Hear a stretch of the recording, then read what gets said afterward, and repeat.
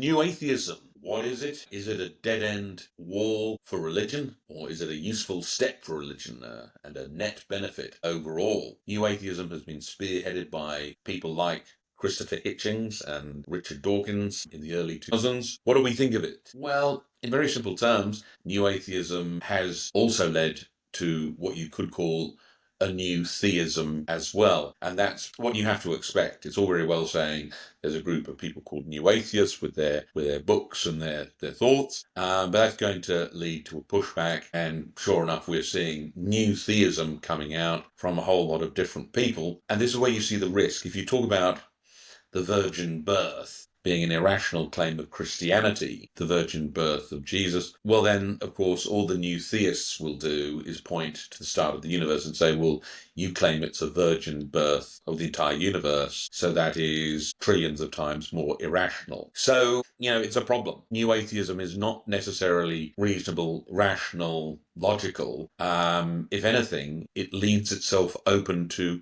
massive levels of criticism when it talks about being logical, scientific, evidence-based, so on and so forth. New atheism has been joined by a new theism and a huge amount of criticism. So ultimately, and even new atheists accept that they're seeing a rise in religiosity, Bible sales, belief, new theism, whatever you want to call it. But I don't think they necessarily see the link between new atheism's lack of answers or its mistaken help to give rise to this new theism. Because, well, you want to complain about the virgin birth of one person, then theists are more than capable of arguing about the virgin birth of an entire universe. But there's more, because it's led to a great deal of discussion. And basically, if you talk about genetics, and Richard Dawkins talks about his new book, The Genetic Book of the Dead, then of course you see religion on such a broad basis that it looks like religion may have some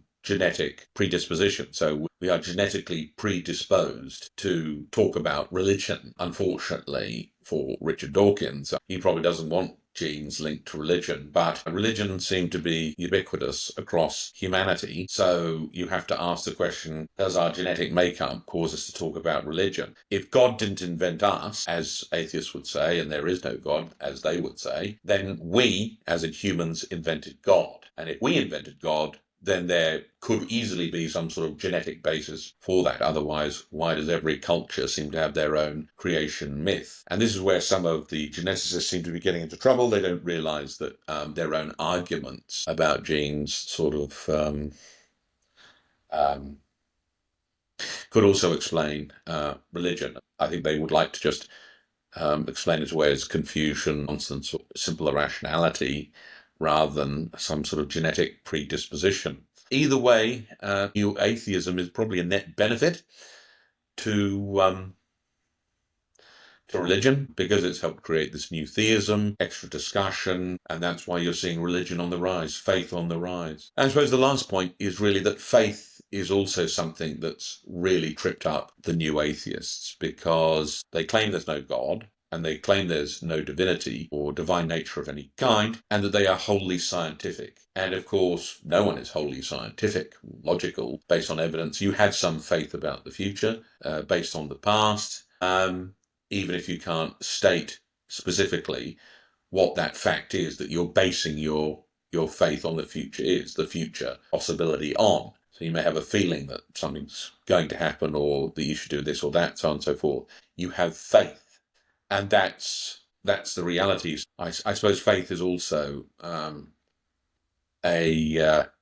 if anything, it's a tricky subject for atheists, because they have to employ faith, and they ask people to believe in their insistence that there's no God, but they cannot disprove God. You should be able to just disprove it, and then you don't have to have faith. So the atheist calls on people to have belief. They call on people to have faith. They call on people to believe something without question, without any question, that God doesn't exist. And you don't have the factual matrix or the PhDs or the research to show that God doesn't exist. It can't be disproven. So therefore, you're back to faith, and you're you're at a point where you're asking people to sign up to an article of faith. And articles of faith, of course, is what religion has. So that's where you need to be careful not to turn atheism into a religion itself, which arguably it is.